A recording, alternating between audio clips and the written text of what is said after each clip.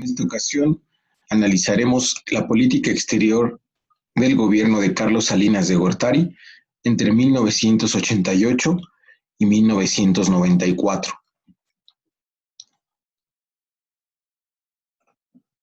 Sin duda, la política exterior a lo largo de este sexenio se encargará de profundizar algunos de los rasgos, sobre todo en materia económica, que se habían iniciado ya en el sexenio de Miguel de la Madrid entre 1982 y 1988. Empecemos entonces precisamente con los criterios que normarán no solo la política exterior de este sexenio, sino todas sus políticas públicas. Destaca, en primer lugar, la profundización del proyecto neoliberal, que de manera específica en estos 6 años se concentrarán en las privatizaciones de sectores estratégicos como las telecomunicaciones, como una parte del sector energético, el sector financiero, el sector también de las comunicaciones y en algunos otros ámbitos como el de la propiedad comunal. También se avanza de manera muy destacada en la liberalización del comercio, específicamente con sus vecinos del norte, Estados Unidos y Canadá, y de manera complementaria a través de algunos otros mecanismos de carácter multilateral como el GATT, así como algunas otras regiones como Europa y Asia. También destaca, en este contexto de profundización neoliberal, la desregulación financiera, tanto en el ámbito de la atracción de inversiones extranjeras, tanto directas como indirectas, así como algunas modificaciones en la política financiera al interior del país. En segunda instancia, destaca la profundización del autoritarismo del partido de Estado y de sus actores predominantes, a través de dos mecanismos: las elecciones y la violencia política. En el primer caso, destacará la imposición electoral a través de triunfos clave para el PRI, empezando con la elección presidencial de 1988 y el apoyo a triunfos electorales de una oposición política, pero que compartía el mismo modelo económico neoliberal que constituyó el eje de este sexenio. En el caso de la violencia política, esta se aplicará hacia aquellos sectores, tanto partidistas como sociales, que son una oposición al modelo neoliberal. En el terreno social, destaca la búsqueda de esa contención a cualquier forma de descontento. Para ello se recurrirá a dos mecanismos: un conjunto amplio de programas asistenciales y también el ejercicio sistemático y dirigido de la represión del Estado a lo largo de estos 6 años. Una vez señalados entonces los principales criterios que normarán las políticas de este sexenio,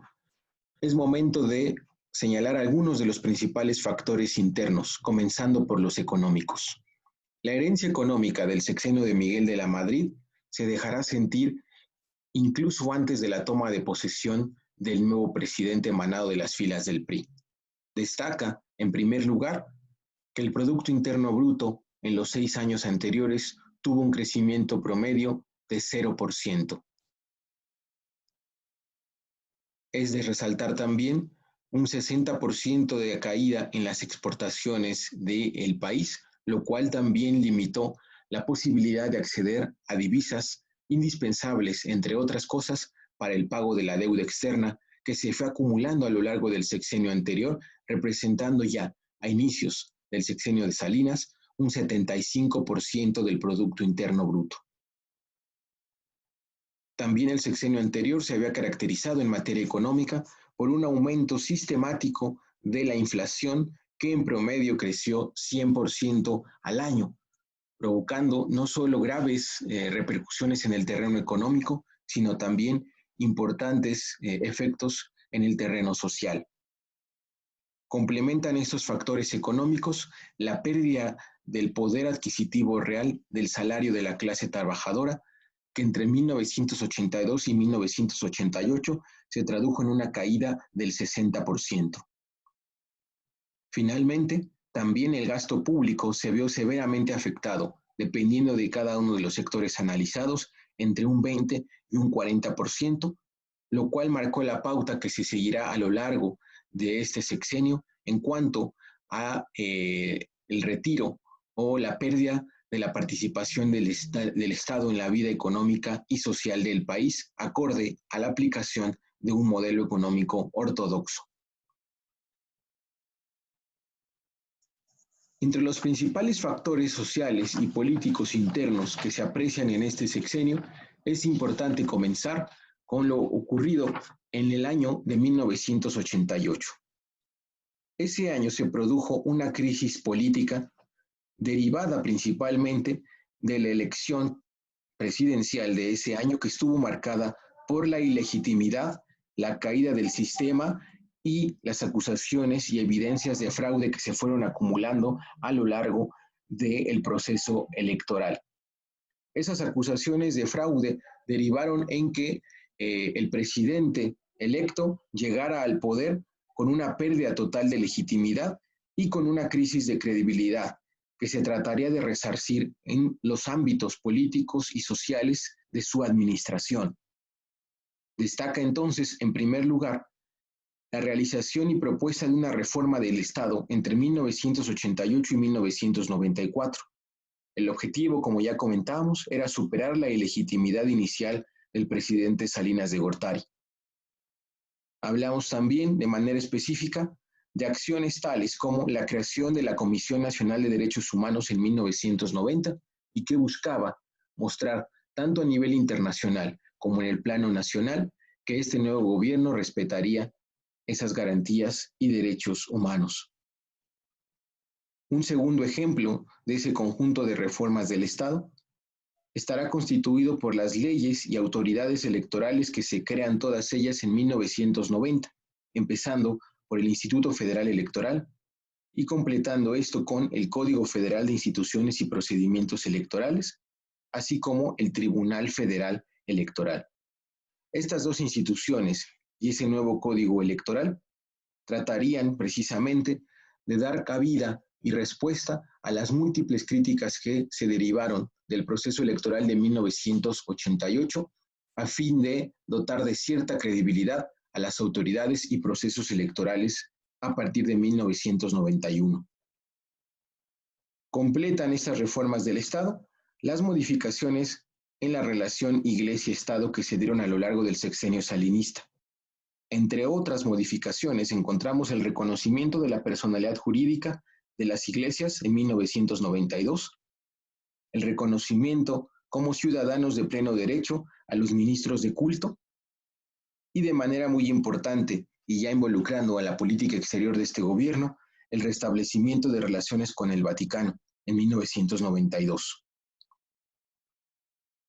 Otro factor político y social muy importante en este sexenio será el fortalecimiento de la nueva clase reinante.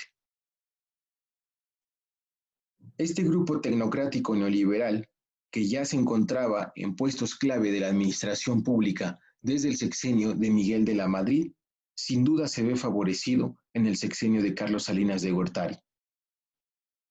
Esta corriente neoliberal se convierte en la corriente hegemónica al interior del PRI, aprovechando el liderazgo de Carlos Salinas de Gortari. También se afianzará con el acercamiento hacia la corriente neoliberal al interior del Partido Acción Nacional, encabezada en aquellos años por Diego Fernández de Ceballos, a través del mecanismo conocido como concertación, a través del cual se reconocen, entre otros, los triunfos electorales del PAN en Baja California, así como el cambio de gobernador en Guanajuato. Por supuesto, toda forma de oposición electoral o partidista a este modelo y a este pensamiento tecnocrático neoliberal fue perseguido y reprimido. Nos referimos de manera específica al recién creado Partido de la Revolución Democrática, que tuvo 600 personas asesinadas a lo largo del sexenio salinista, y también la represión específicamente dirigida hacia movimientos sociales, campesinos, obreros y a partir del 1 de enero de 1994, guerrillero a través del movimiento zapatista en Chiapas. Se promovió también a lo largo de este sexenio el enfoque del llamado liberalismo social como eje del proyecto social del gobierno salinista. En buena medida, ese liberalismo social descansó en el Programa Nacional de Solidaridad, conocido como PRONASOL, y que se caracterizó por promover un enfoque asistencialista, buscó ser una forma de administración del descontento social, no solo causado por las elecciones de 1988, sino sobre todo por la profundización de las medidas neoliberales, y también tuvo fines electorales, ya que se concentró en aquellos distritos en donde el PRI había perdido votos en 1988. Cerramos esta breve revisión de los factores internos de carácter político con la crisis social, política y económica de 1994. En el terreno social destaca, por supuesto, un aumento de la desigualdad, un aumento del desempleo y un aumento de la pobreza. Obviamente, estas circunstancias derivaron en una serie de críticas al gobierno y al Partido Revolucionario Institucional, particularmente a la corriente neoliberal encabezada por Salinas y algunos de sus funcionarios clave. Esta situación derivó en el surgimiento entonces de una corriente opositora al neoliberalismo al interior del propio PRI, que encabezaba de manera inicial Luis Donaldo Colosio, y sobre todo en el levantamiento armado en Chiapas el 1 de enero de 1994 por parte del Ejército Zapatista de Liberación Nacional. Ese levantamiento armado solo fue el preámbulo de lo que sería el año más convulso del gobierno salinista y uno de los más críticos en la historia mexicana. En marzo de ese año se produjo el asesinato del candidato del PRI, Luis Donaldo Colosio. Dicha situación generó una crisis al interior del PRI, no solo por la sucesión del candidato, sino también por establecer quiénes habían podido estar detrás de este magnicidio. Eso de alguna manera favoreció las simpatías de algunos candidatos de oposición a la elección del PRI en 1994 y que capitalizaría de manera muy particular el candidato del Partido Acción Nacional, Diego Fernández de Ceballos. Esa crisis política también se produjo por el asesinato del líder nacional del PRI, Francisco Ruiz Massieu, en septiembre de 1994. Completamos entonces la revisión de este año fatídico con la crisis económica que se desata a partir de diciembre de 1994 y que no era otra más que el resultado de la incertidumbre derivada por el contexto social ya descrito, los asesinatos políticos de ese año y la profundización del modelo neoliberal, no obstante el cual continuaría a lo largo del siguiente sexenio. En cuanto al análisis de los factores económicos prevalecientes entre 1988 y 1994, todos ellos se derivan de un elemento que ya hemos señalado, la profundización del modelo neoliberal, que a su vez no era otra cosa más que la aplicación o la puesta en práctica en México del llamado consenso de Washington. Los ejes de dicho consenso eran 4. La apertura comercial, tanto en el plano unilateral como en el plano multilateral. En el primero de estos dos ámbitos destacan la eliminación de los permisos previos para importaciones hacia nuestro país y la reducción de los aranceles promedio a lo largo de todo este sexenio. En el plano multilateral resaltan el Tratado de Libre Comercio de América del Norte, una serie de tratados bilaterales y trilaterales con distintos países de América Latina que, al igual que a México, comenzaban a aplicar las medidas derivadas del consenso de Washington, y también la participación de México en la ronda Uruguay del Acuerdo General sobre Aranceles y Tarifas. Las nuevas privatizaciones que se realizarán también en este sexenio se concentrarán de manera específica en las grandes paraestatales. Destacan los casos de Teléfonos de México, el caso de la principal televisora pública, Imevisión, la privatización de las dos aerolíneas, Mexicana y Aeroméxico, la privatización total de los bancos comerciales, y esto en suma provocó que para 1994 hubiese apenas 100 empresas paraestatales de las más de 1,100 que llegó a tener el Estado mexicano entre los años 60 y 70. Un tercer elemento de esta profundización neoliberal fue la denominada liberalización financiera, que se concentró en la apertura a la inversión privada, tanto nacional como extranjera, en sectores tales como la banca comercial, las compañías aseguradoras y la petroquímica. Complementó esta liberalización financiera la modificación del tipo de cambio fijo a otro de carácter mixto y de manera muy específica e importante, una nueva ley del Banco de México en virtud de la cual se le dotó de autonomía y su objetivo principal a partir de ese momento sería el control de precios a través de la gestión de la política monetaria. Complementan estas medidas de carácter neoliberal la llamada Contrarreforma Agraria de 1992 y que se concentró en la reforma al artículo 27 de la Constitución y de manera específica en la posibilidad de privatizar los ejidos a partir de ese año.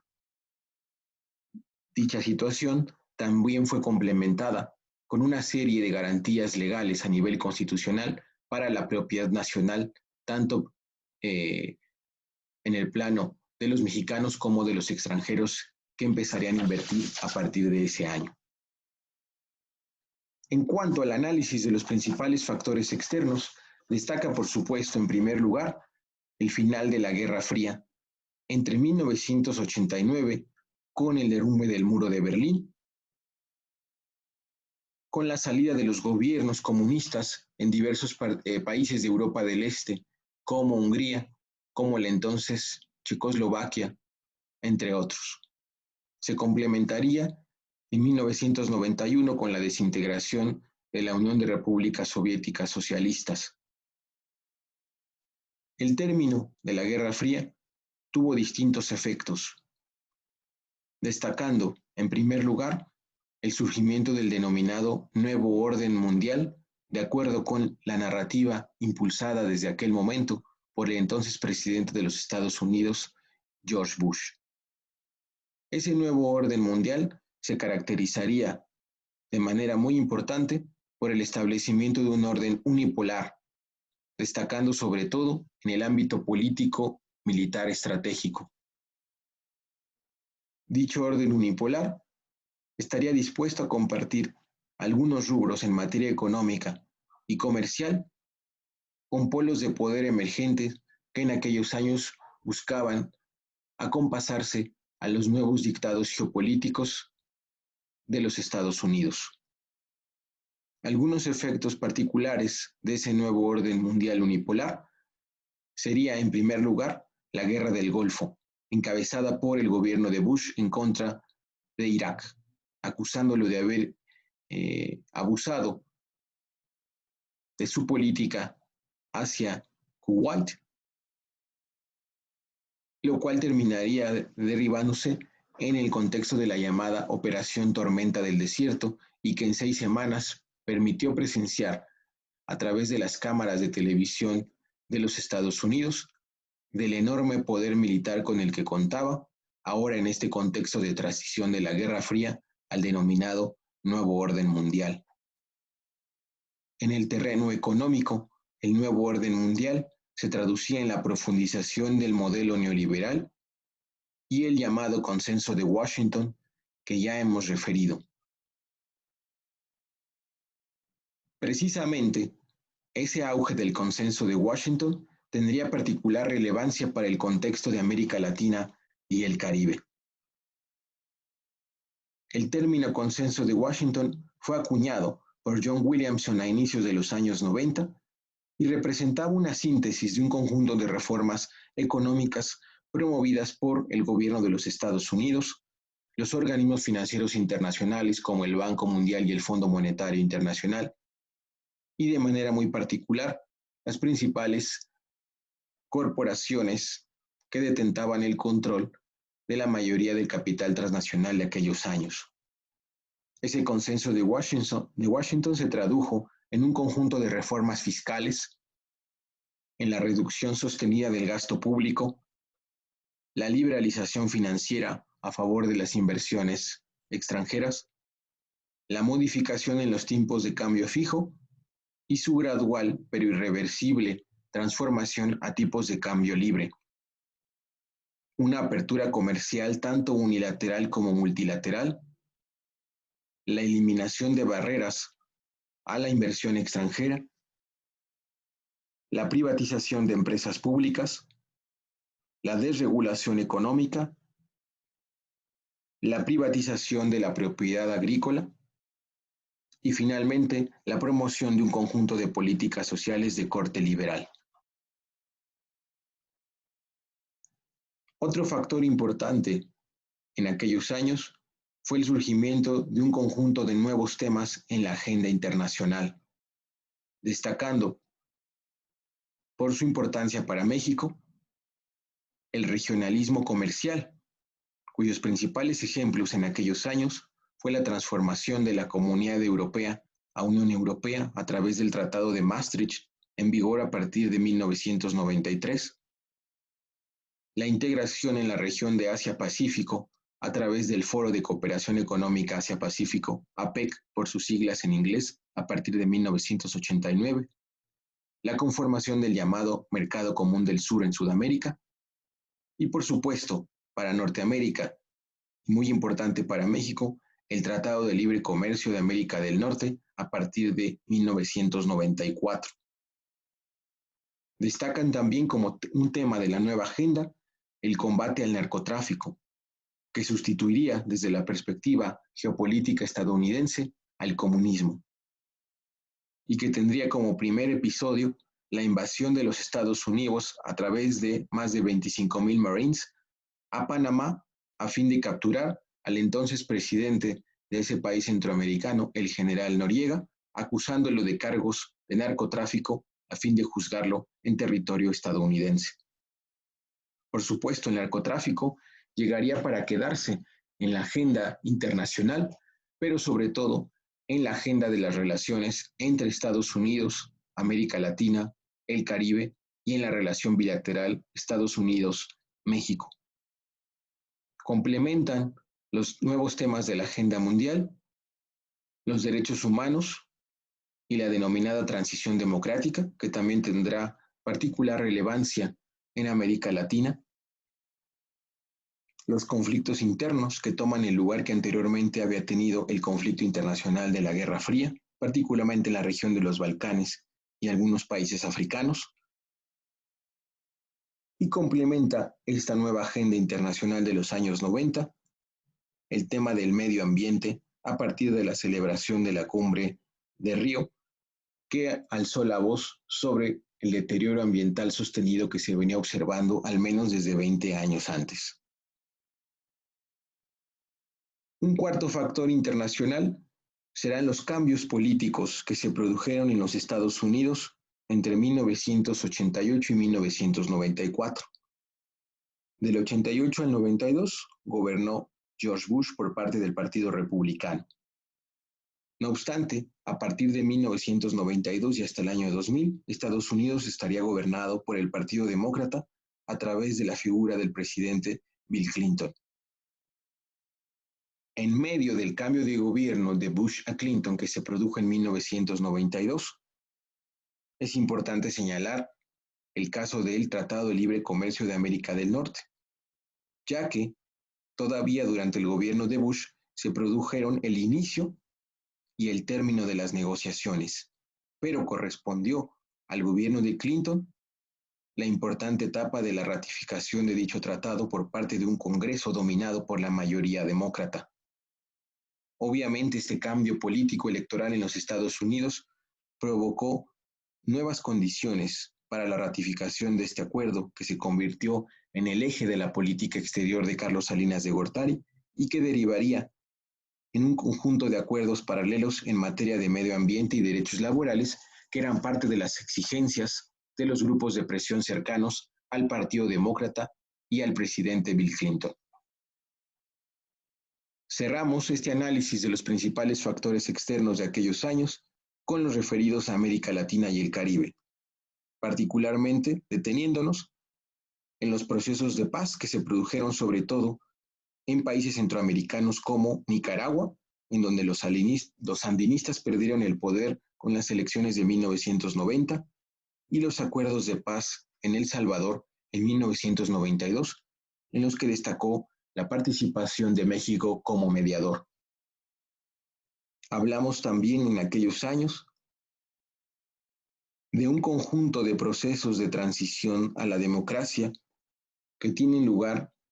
en países gobernados anteriormente por regímenes militares, sobre todo en el Cono Sur, destacando de manera muy importante el caso chileno. Así también destaca en el conjunto de América Latina y el Caribe la llegada al poder de un conjunto de gobiernos que promovieron la aplicación del consenso de Washington en sus respectivos países. Esa situación, sumada a la pérdida de importancia estratégica de Cuba, una vez que finalizó la Guerra Fría y tras la desintegración de la Unión Soviética en 1991, favorecieron entonces un acercamiento gradual, en términos generales, entre los Estados Unidos y América Latina, cuyo eje rector serían las reformas neoliberales y un proyecto de liberalización comercial que sería promovido desde Washington hasta Argentina. Para México, este último factor es importante, ya que propició el fin de un factor de conflicto con los Estados Unidos, sobre todo en lo referido a la situación de inestabilidad y de confrontaciones militares en Centroamérica, así como la pérdida de importancia relativa para los Estados Unidos de lo que acontecía en Cuba. Pasando al análisis de la capacidad de los gobiernos, del gobierno de Salinas durante estos 6 años, destacan como elementos negativos a dicha capacidad la crisis económica y política que se vivió de manera específica en 1988. Dicha situación marca en buena medida el devenir del sexenio y el resto de sus políticas públicas. Como aspectos positivos de la capacidad hacia el exterior de este gobierno, destacan, por supuesto, el respaldo que recibió por parte de los dos gobiernos de Estados Unidos, tanto Bush en la coyuntura crítica de las elecciones de 1988 y también por parte de Clinton, quien apostó por la ratificación del Telecan en 1993. También favoreció al gobierno de Salinas el proceso de transición en Centroamérica y sobre todo la llegada al poder de un gobierno de corte ideológico diferente en Nicaragua en 1990, así como el proceso de paz en El Salvador. Complementa estos elementos favorables a la capacidad hacia el exterior de Salinas, el consenso que es posible apreciar entre las clases dominantes, tanto transnacionales como nacionales, a lo largo de estos 6 años alrededor del conjunto de políticas públicas de Salinas y de manera específica de su política exterior, sobre todo en lo relacionado con el ámbito de la apertura comercial a los Estados Unidos y la renegociación de la deuda externa. En cuanto a los objetivos, estos están contenidos en el Plan Nacional de Desarrollo 1988-1994. Se buscaba en primer lugar preservar y fortalecer la soberanía nacional. Dicho objetivo era una herencia de los gobiernos anteriores. No obstante, de manera mucho más importante, se buscó apoyar el desarrollo económico, político y social del país a partir de lo que se denominaba entonces como una mejor inserción de México en el mundo y que permitía entonces adelantar una serie de vínculos económicos, políticos y culturales de México con distintas regiones y países del mundo. También como herencia de planes de desarrollo previos en materia de política exterior, destaca la protección de los derechos e intereses de los mexicanos en el extranjero, sobre todo quienes se encontraban en los Estados Unidos y que se calculaba para aquel momento aumentaban año con año entre 100 y 200,000 personas. Un cuarto objetivo constituyó en apoyar y promover la cooperación internacional, lo cual era, este sí, producto de la nueva agenda internacional impulsada tras el final de la Guerra Fría. Complementan estos objetivos el hacer de la cultura mexicana uno de los principales elementos para reafirmar la identidad nacional y ampliar la presencia del país en el mundo. Tal vez este quinto objetivo es el que con mayor nitidez refleja la presencia de Fernando Solana como secretario de Relaciones Exteriores a lo largo de los 5 primeros años del gobierno de Salinas de Gortari. Este personaje, como lo veremos en un breve análisis de los tomadores de decisiones, destacaba por su trayectoria en ámbitos de la administración pública en gobiernos anteriores como la Secretaría de Educación Pública y su experiencia en el ámbito educativo y cultural. Completamos esta lista con el sexto objetivo, promover la imagen de México en el exterior, sobre todo a partir del conjunto de reformas económicas, políticas y sociales que ya hemos señalado se impulsaron desde el inicio del gobierno de Salinas en materia de derechos humanos, en materia de procesos electorales y sobre todo en materia de modernización económica. Una vez señalados los objetivos de la política exterior del sexenio salinista, es momento de detenernos brevemente en el análisis de los actores clave de la toma de decisiones de la política exterior de este sexenio. En términos generales, lo que observamos alrededor de estos tomadores de decisiones es el desplazamiento de los diplomáticos de carrera y de la Secretaría de Relaciones Exteriores en detrimento de esa clase reinante de corte neoliberal y por ende también de la Secretaría de Comercio y Fomento Industrial, que se convirtió en el brazo burocrático más importante de esa política neoliberal. Destacan entonces la participación del propio presidente Carlos Salinas de Gortari como un actor fundamental de la diplomacia mexicana a lo largo de sus 6 años. No solo porque estábamos en el momento de auge del sistema presidencialista mexicano, sino porque también es posible señalar que el propio presidente Salinas quería promover una imagen personal que le permitiera alcanzar otros puestos a nivel mundial una vez finalizado su paso en la presidencia de nuestro país. Debajo de Carlos Salinas de Gortari encontramos a quien ya habíamos referido como su secretario de Relaciones Exteriores entre 1988 y 1993, Fernando Solana. Economista, politólogo y diplomático, se había desempeñado, sobre todo, por ocupar distintos puestos burocráticos de alto nivel desde los gobiernos de Echeverría, López Portillo y Miguel de la Madrid, así como por su experiencia en instituciones económicas en el sector público y sus cargos en instituciones educativas como la propia Universidad Nacional Autónoma de México y la Secretaría de Educación Pública. No obstante, es importante mencionar que a pesar de esta formación y esta trayectoria, Solana Morales, a diferencia de otros connotados secretarios de Relaciones Exteriores en el pasado, no era parte del personal de carrera del Servicio Exterior Mexicano, y ello también explicó de alguna manera que la propia Secretaría de Relaciones Exteriores perdiera parte del protagonismo que había tenido, sobre todo en el sexenio de Miguel de la Madrid, con la participación de Bernardo Sepúlveda. Complementan a estos dos actores tradicionales de la toma de decisiones, dos nuevos actores a lo largo de este sexenio, destacando el lado superior derecho a un personaje poco conocido incluso en el análisis histórico de ese sexenio y que es el jefe de la oficina de la presidencia, José María Córdoba Montoya, un personaje de origen francés pero naturalizado mexicano, economista de la Universidad de Stanford, en donde conoció a figuras clave de la burocracia mexicana a lo largo de todo el periodo neoliberal, como Guillermo Ortiz Martínez, Francisco Gil Díaz y el propio secretario de Comercio y Fomento Industrial que aparece debajo de él, Jaime Serra Puche. La influencia de Córdoba Montoya se manifestó, sobre todo, al asesorar de manera directa al propio presidente Salinas de Gortari en el proceso de negociación del Tratado de Libre Comercio de América del Norte.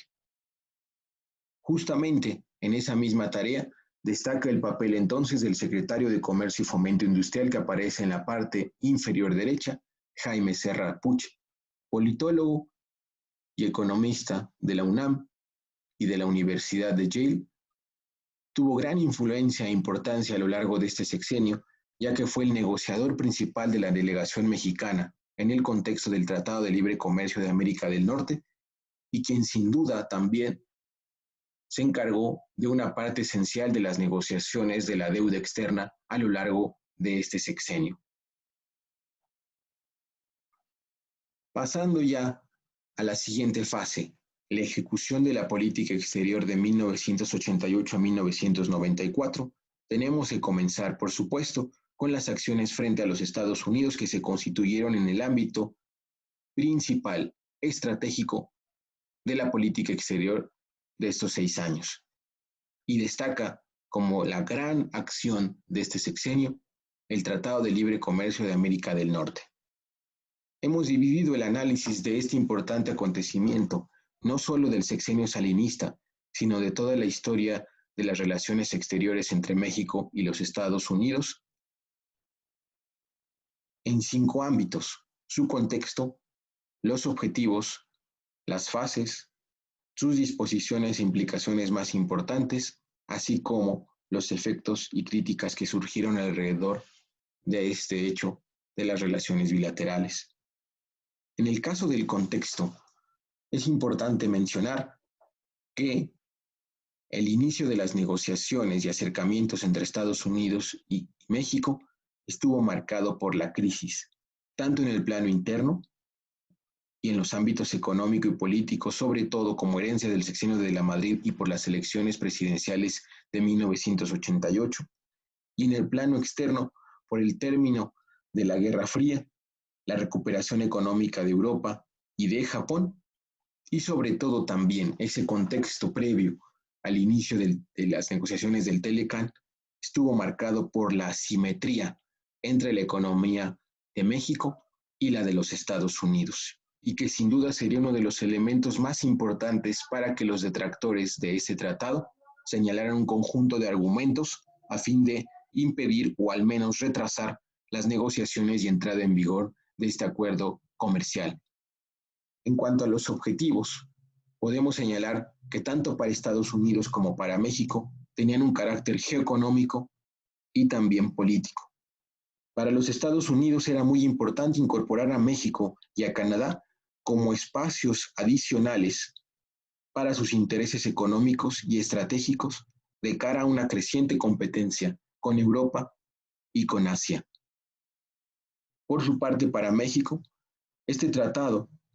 era muy importante para consolidar el proyecto neoliberal y los intereses de esa nueva clase reinante y la clase dominante que lo apoyaba, así como los intereses políticos del partido en el poder y que veían con mucho temor el fortalecimiento de una corriente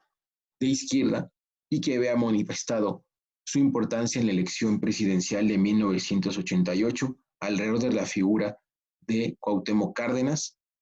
y del Partido de la Revolución Democrática fundado en 1989.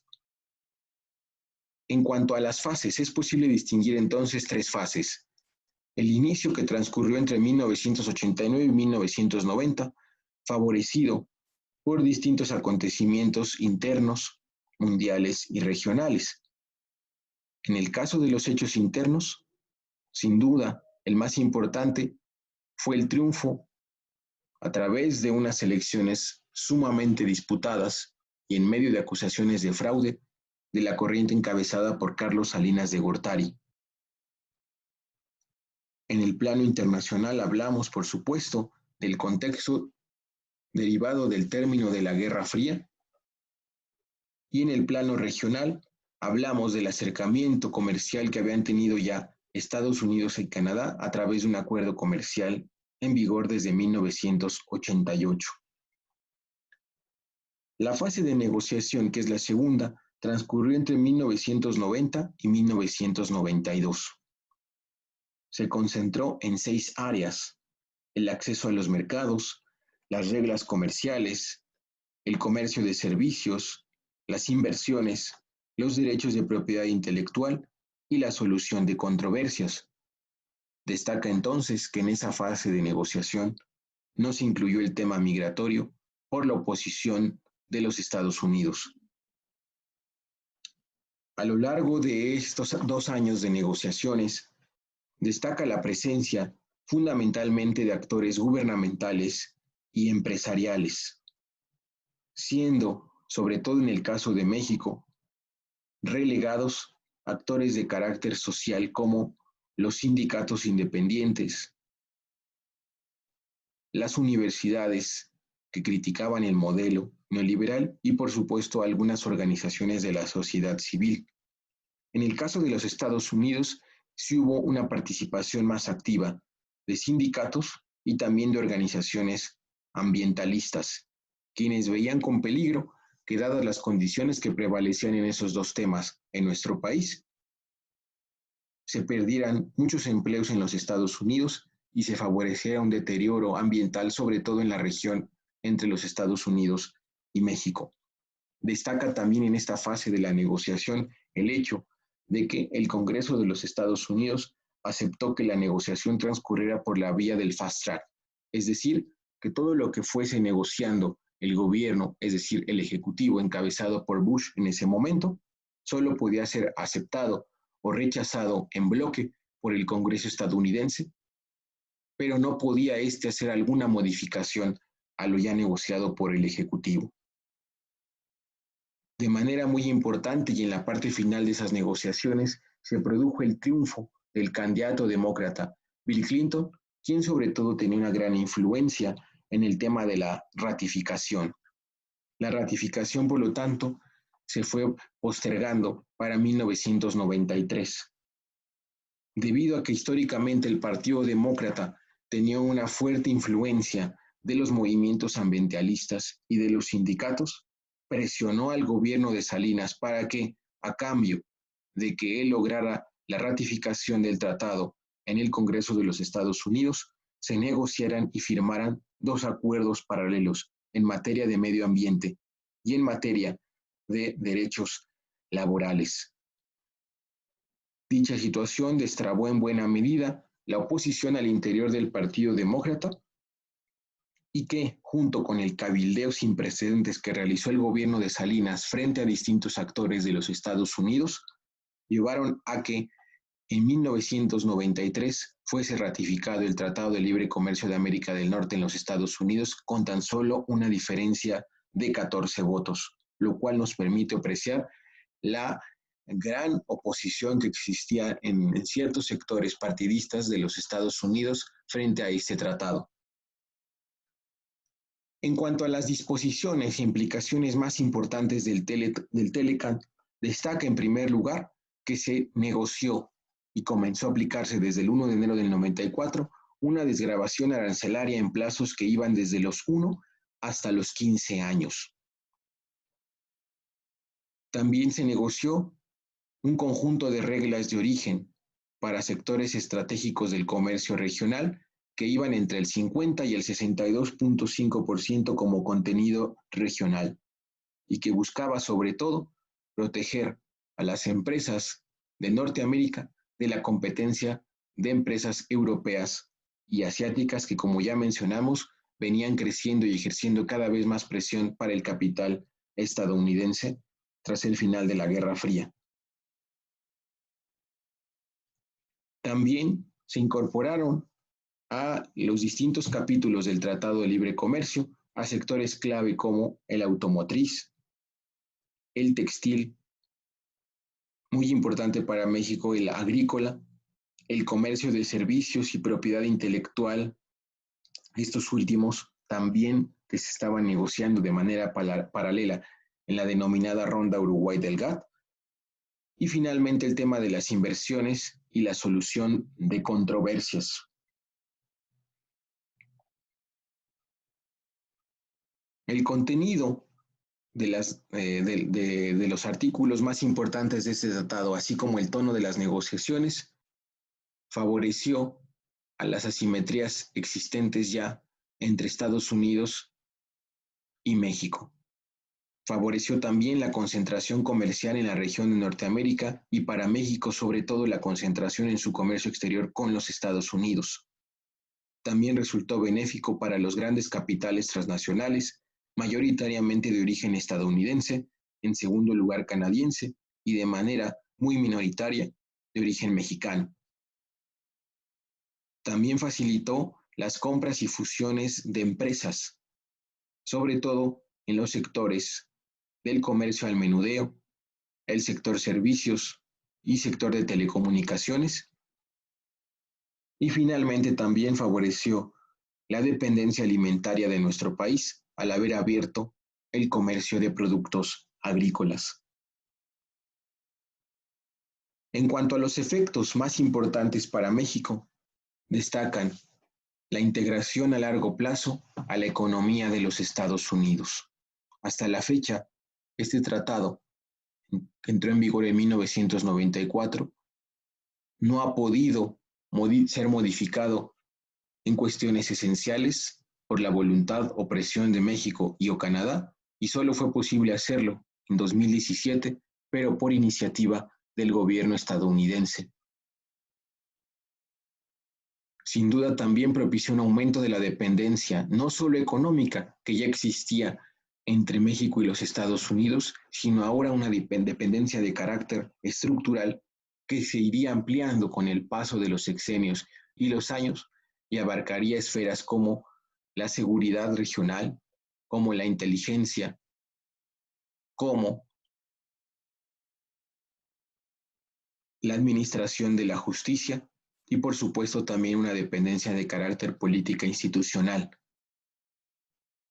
También tendría graves implicaciones estratégicas a mediano y largo plazo, dado que México se vería arrastrado a las redefiniciones de los ejes de la política exterior de los Estados Unidos y sus grandes directrices en materia de seguridad internacional, como lo demostrará la guerra contra el terrorismo iniciada a partir del 11 de septiembre de 2001, la creación de la Alianza para la Seguridad y Prosperidad de América del Norte en 2005 y la política de combate al narcotráfico dictada desde Washington y que tendría su principal repercusión en México a partir de 2006 y sobre todo de la iniciativa Mérida en vigor desde el año 2008. Finalmente, es posible señalar que todo este tratado favoreció a las clases dominantes, tanto de los Estados Unidos como de Canadá y México, y que por lo tanto perjudicó a las clases subalternas o a las clases trabajadoras en los tres países.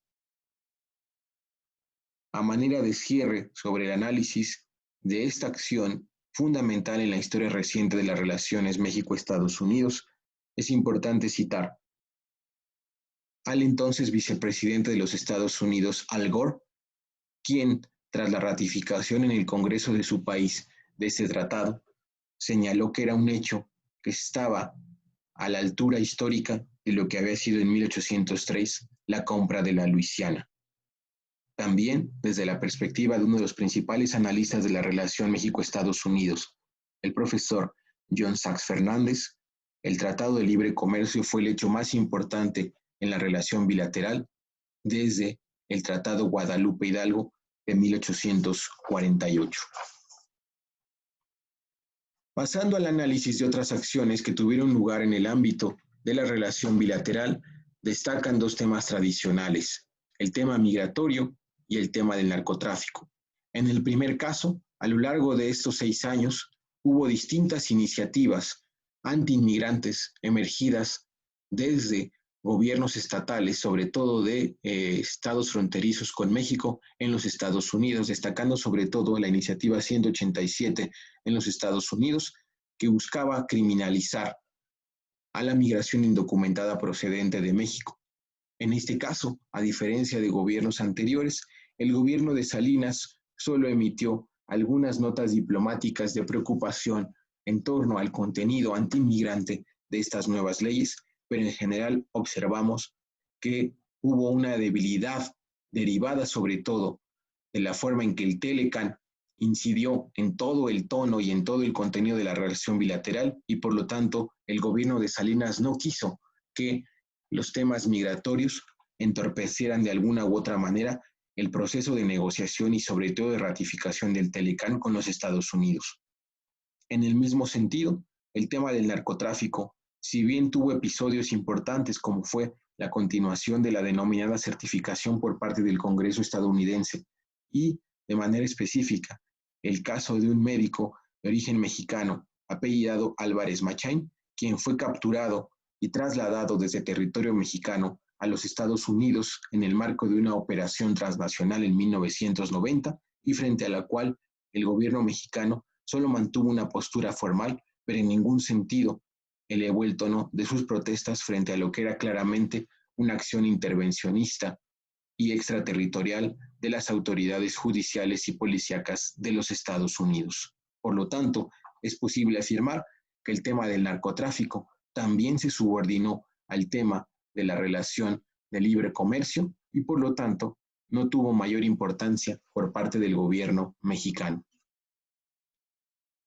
Pasando al análisis de algunas otras acciones económicas importantes en este sexenio, no podemos dejar de lado la negociación de la deuda externa en el marco del llamado Plan Brady en 1989. Las causas de la negociación de un nuevo plan se deben, entre otras, al fracaso que había dejado el plan anterior, el llamado Plan Baker. También obedecía este nuevo intento de negociación a las enormes salidas de recursos como porcentaje de los intereses de la deuda y que para México representaban aproximadamente el 25% de su Producto Interno Bruto. También favoreció el inicio de esta nueva negociación, el nuevo escenario mundial y que se caracterizó, sobre todo en el tema de la deuda, por una estabilización de lo que habían sido los peores años de la crisis de la deuda y una mayor capitalización por parte de los principales bancos acreedores a nivel internacional. Hubo condiciones previas e iniciales para la puesta en marcha de las negociaciones ya formales en el denominado Plan Brady. Destacan en cuanto a esas condiciones previas un acuerdo denominado Convenio de Facilidad Ampliada con el Fondo Monetario Internacional en 1989, y en el marco del cual este organismo financiero otorgó un crédito por más de 4,000 millones de dólares, una tercera parte del cual podía utilizarse como aval para la negociación de un nuevo acuerdo con la banca internacional. México también estableció condiciones iniciales para la negociación con el llamado bloque acreedor, destacando, entre ellas, el intento por disminuir la deuda principal, reducir también la relación entre deuda y PIB en el largo plazo, llegar a un acuerdo multianual y que no tuviese que estarse negociando cada sexenio, y reducir en última instancia las transferencias financieras de México hacia el exterior. En cuanto a los acuerdos principales, destacan tres ámbitos. El primero de ellos, realizado con el llamado Club de París, que representaba a los 16 países industrializados de aquel momento.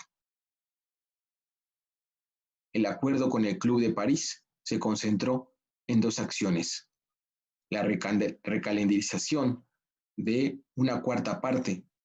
de la deuda externa de nuestro país, así como el otorgamiento de un nuevo préstamo por más de 2,000 millones de dólares por parte del Club de París. El segundo acuerdo se produjo con el Banco Mundial.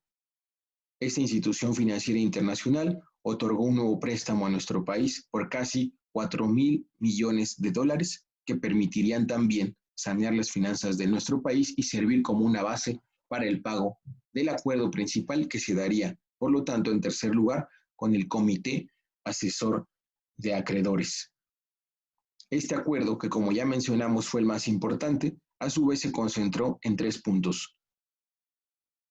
Bonos nuevos con un descuento del 35% del valor de la deuda principal. Bonos con el mismo valor, pero con una tasa fija del 6%, que era menor a la tasa que se tenía anteriormente y que era entre el 12 y el 13%. Y también el otorgamiento de nuevos préstamos que tendrían como máximo el límite de 25% del valor nominal de la deuda original. Estos acuerdos, como mencionamos, fueron celebrados en 1989. Entre los resultados más importantes, desde la perspectiva oficial o gubernamental, destaca que se logró renegociar nuevos plazos hasta de 30 años para esta deuda que se había sobre todo acumulado en los años 60 y 70. También representó desde la perspectiva del gobierno salinista ahorros, entre comillas, por 3.600 millones de dólares anuales. Finalmente, permitió mantener abierto el acceso de nuestro país a nuevas líneas de crédito, tanto por parte del gobierno de los Estados Unidos, de los organismos financieros internacionales y de la banca privada internacional. Obviamente este acuerdo, llamado Plan Brady, no estuvo exento de críticas. Destacan sobre todo 2. El hecho de que no fue, a diferencia de la perspectiva gubernamental, una solución final para este problema de la deuda, sino solo el aplazamiento de la misma. Por dicha razón, entonces, solamente sentó las bases de una futura crisis financiera y que no tardaría en hacerse presente con el llamado error de diciembre en 1994 y la crisis que se desataría de manera muy clara en 1995. Todo ello, por lo tanto, sentó las bases de una mayor dependencia, no solo financiera, sino también económica, de nuestro país en el contexto de esta renegociación, que fue muy importante para el gobierno salinista y por ello se llevó a cabo desde su primer año a fin de que sirviera como una base para la negociación del Tratado de Libre Comercio con América del Norte. Pasando al análisis ya de otras acciones en el plano económico, destacan distintos acuerdos. Uno de ellos fue el acuerdo marco con la todavía entonces Comunidad Económica Europea en 1991 y que buscó, a su vez, diversificar el comercio exterior de nuestro país y tener un contrapeso en Europa. No obstante, resultaría poco relevante, dado que Europa en aquellos años estaba mucho más interesada en consolidar su propio proceso de integración, mismo que, como ya señalamos, se lograría en 1992 y 93 con el Tratado de Maastricht y el cambio de la Comunidad Económica Europea a la Unión Europea a partir de aquel año. También se negoció el ingreso de México al Foro de Cooperación Económica Asia-Pacífico que existía desde 1989 y que representaba también la posibilidad de que nuestro país fuese un participante activo de estos mecanismos de diálogo y concertación económica en esa región geoeconómica. También el ingreso de México a la Organización para la Cooperación y Desarrollo Económico, que se logró en 1994, pero que se había negociado desde 1993. Se complementa esta lista de acciones con los acuerdos comerciales con Chile en 1991, ya en el marco de lo que hemos denominado la transición democrática en ese país sudamericano tras el término mediante un plebiscito de la dictadura pinochetista, y también con distintos países centroamericanos en 1992 y la creación del llamado Grupo de los Tres, junto con Colombia y Venezuela en 1994. En cuanto a las acciones más importantes hacia América Latina y el Caribe, que de acuerdo con el presidente Salinas serían una prioridad de su sexenio, destacan inicialmente la posición ambigua que tuvo nuestro país ante la invasión de Panamá por parte de los Estados Unidos en 1989. A diferencia de lo que había sido la posición de México en situaciones análogas en el pasado, en este caso, México tuvo una posición bastante ambigua, dubitativa. No fue condenada esa acción en el contexto de los ya, para entonces, principios constitucionales de la política exterior mexicana, sino que trató de no ser un motivo de confrontación con los Estados Unidos, porque ya se buscaba desde entonces iniciar un proceso de negociaciones de cara al Tratado de Libre Comercio de América del Norte. Recordemos que este caso fue importante no solo porque fue un símbolo del mundo unipolar en el cual ahora Estados Unidos actuaba sin ningún tipo de contrapeso, dado el derrumbe del muro de Berlín y lo que sería la postre la desintegración de la Unión Soviética, sino también por el hecho de que el narcotráfico fue el tema que Estados Unidos utilizó como justificación para la invasión de este país centroamericano. Habíamos señalado ya la creación del Grupo de los Tres con Venezuela y Colombia en 1989, lo cual de alguna manera buscó favorecer y fortalecer la presencia de México en Sudamérica, una posición que se había visto históricamente menguada por la oposición de países como Brasil y como Argentina, pero que ahora aprovechaba esa denominada transición democrática y la llegada al poder de algunos gobiernos de corte neoliberal a fin de afianzar esas relaciones con la región sudamericana. También destaca la creación del mecanismo de Tuxtla en 1991, que fue la continuidad de los esfuerzos de paz que se habían hecho por parte de México y algunos otros países como Panamá, como Venezuela, como Costa Rica, entre otros, para el proceso de paz en esa región. Dicho mecanismo se constituiría a su vez un antecedente remoto que será recuperado por futuros gobiernos en el marco de iniciativas de carácter económico y comercial. También destacó la participación de México en los procesos de paz en Guatemala y El Salvador en 1992 en los llamados acuerdos de Chapultepec y que permitieron ser una continuidad de los esfuerzos previos en el llamado Grupo Contadora y su grupo de apoyo y que aprovecharían este nuevo contexto internacional para afianzar la presencia de México en la región centroamericana. También es importante mencionar el nivel que tuvieron las relaciones diplomáticas con Cuba a lo largo de este periodo. Habíamos mencionado que tras el final de la Guerra Fría y la desaparición de la Unión Soviética, esta isla caribeña dejó de ser fundamental para los intereses geoestratégicos de los Estados Unidos. No obstante, hubo distintos momentos de tensión entre la relación Cuba-Estados Unidos, sobre todo en lo concerniente al fortalecimiento de un conjunto de medidas dirigidas a debilitar al gobierno castrista y que sobre todo tuvieron lugar con motivo de la denominada Ley Torricelli, que de alguna u otra manera ejercía más presión y abría la puerta para sanciones económicas en contra de aquellas empresas que tuviesen algún tipo de participación con la isla. No obstante, el gobierno de Carlos Salinas de Gortari, conocedor del contrapeso que le permitía tener la relación con Cuba hacia los Estados Unidos, trató de aprovechar esta circunstancia a cambio de que el propio régimen cubano, como lo habían hecho en otros gobiernos mexicanos en el pasado, no interviniera en asuntos internos, sobre todo con motivo de la elección tan cuestionada de 1988 y la política de represión sistemática que ejerció Carlos Salinas de Gortari hacia sus críticos, tanto partidistas como sociales de izquierda.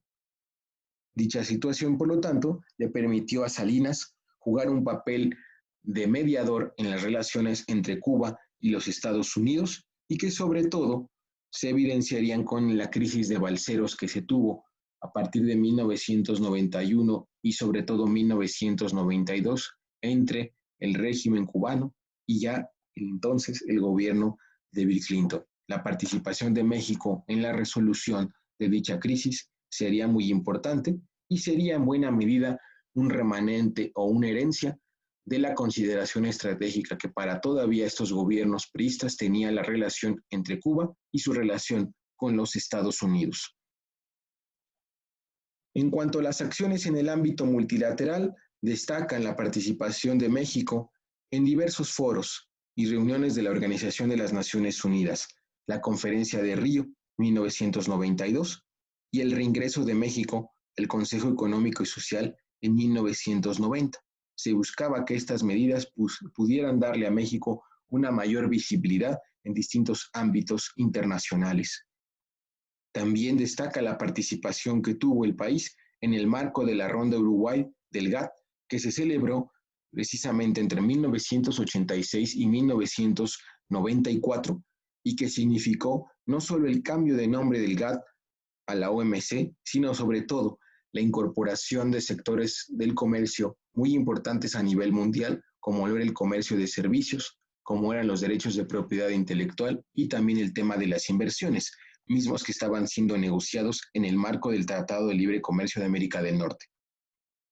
En cuanto a las acciones bilaterales, destacan entre otras el establecimiento de relaciones con distintas repúblicas soviéticas y sobre todo con la ahora Federación Rusa. De alguna manera se buscó tener esa continuidad tras el término de la Guerra Fría y la desintegración de la Unión Soviética con la presencia de México en este ámbito postsoviético. También se llegó a algunos acuerdos bilaterales con países europeos, destacando sobre todo el caso de Alemania, el caso de Francia, en donde Salinas sabía que jugaban un papel estratégico en el llamado proceso de integración de la Unión Europea y con los cuales se trató de alguna u otra manera mantener un equilibrio. No obstante, dado los propios procesos y problemas que se vivían en Europa en aquellos años, tuvieron solo una importancia de carácter diplomática y formal.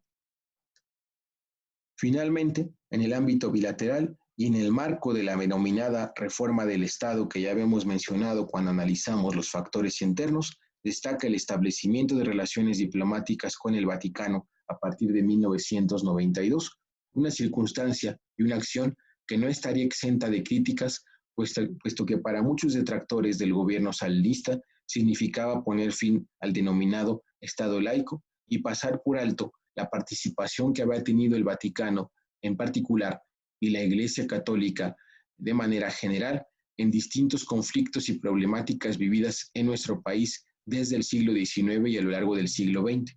No obstante, para Salinas era fundamental en ese contexto de profundización del proyecto neoliberal, tanto en el plano interno como en el plano internacional, contar con el aval y con el apoyo de la Iglesia Católica, misma que se reflejó con distintas reuniones entre el propio presidente y el entonces Papa Juan Pablo II.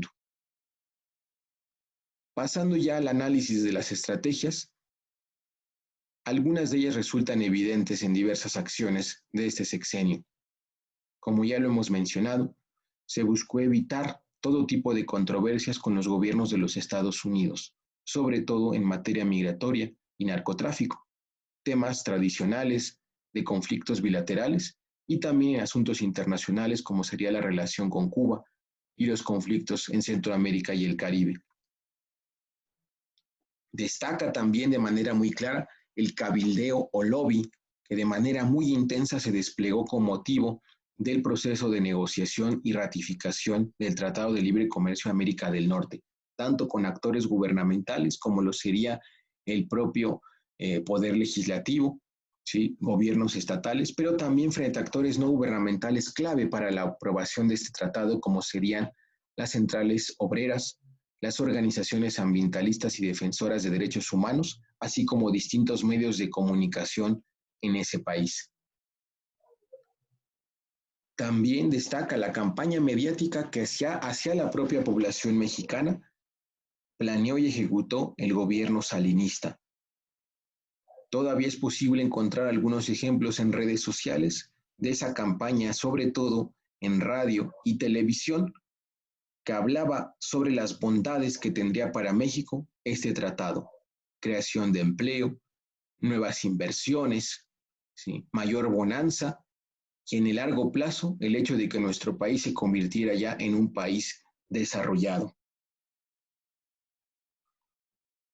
Se cierran estas estrategias con el ejercicio de la diplomacia directa presidencial, no solo en el contexto de las relaciones con Estados Unidos, en donde destacan varias reuniones con los distintos presidentes, tanto Bush como Clinton, sino también en la presencia directa del propio presidente en giras por Europa, Asia, América Latina y el Caribe. Por supuesto, señalábamos ya que había un interés no solo de hacer valer el peso de la figura presidencial, sino también de promover la figura personal de Carlos Salinas de Gortari de cara a lo que se mencionaba era su aspiración más importante y ser la primera cabeza de la Organización Mundial de Comercio a partir de la existencia formal de esta organización en 1995 y que resultaría fallida debido a la crisis que se suscitó en el último año de gobierno de este presidente mexicano. Terminamos entonces con una evaluación general de este sexenio. Se profundiza a todas luces no solo por la política exterior, sino por el conjunto de la política económica, la política social y la política interna, el denominado proyecto neoliberal.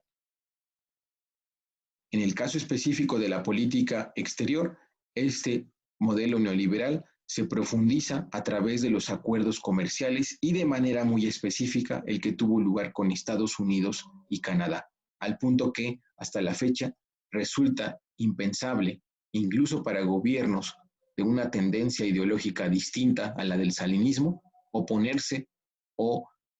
denunciar el Tratado de Libre Comercio de América del Norte. Como consecuencia de lo anterior, las relaciones comerciales con Estados Unidos, los mercados extranjeros, se profundizan. Y ello, obviamente, genera una serie de beneficios, sobre todo para esa clase dominante transnacional, algunos sectores de esa clase reinante, pero en gran medida significó una mayor vulnerabilidad y dependencia de otros sectores de la población mucho más vinculados al mercado interno. En suma, estamos en presencia de una política exterior que, al igual que en la mayoría de los casos de los gobiernos anteriores, se caracteriza por haber fracasado, no solo en la consecución de sus objetivos, salvo alguno de ellos en materia comercial, sino sobre todo de los criterios formales que le dieron origen, ya que todo este proyecto gubernamental colapsó precisamente entre el 1 de enero de 1994 con el levantamiento del Ejército Zapatista y con el llamado error de diciembre en 1994 y la crisis de 1995. Sin duda, la política exterior durante este sexenio se caracterizó por un enorme activismo, pero dicho activismo giró, tal vez como en muy pocos sexenios, en los intereses de esa nueva clase social vinculada a los mercados extranjeros y también de esa nueva clase reinante vinculada al proyecto de carácter neoliberal.